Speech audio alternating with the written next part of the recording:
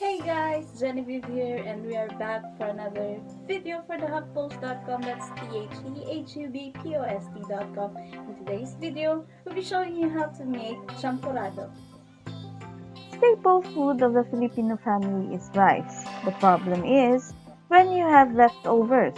So today, we will be making champorado or chocolate porridge out of rice leftover. That's perfect for rainy season.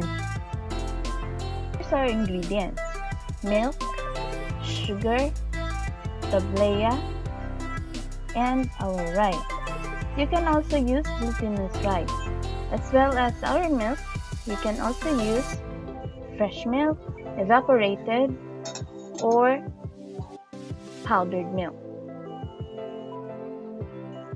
So as we start, put the rice into a pan or rice cooker with water. Cook over a medium-high heat, and once it starts bubbling, put the heat down and put the tableya into a hot warm water.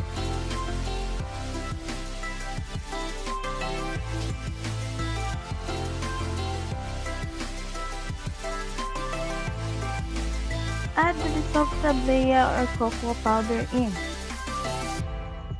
Allow the porridge to simmer for a few minutes or until it reaches your desired consistency. It usually cooks for another 5 to 10 minutes.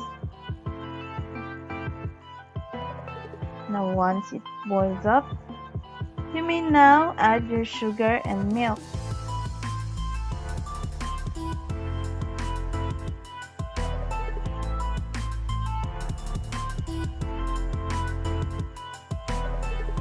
So now, it's all ready.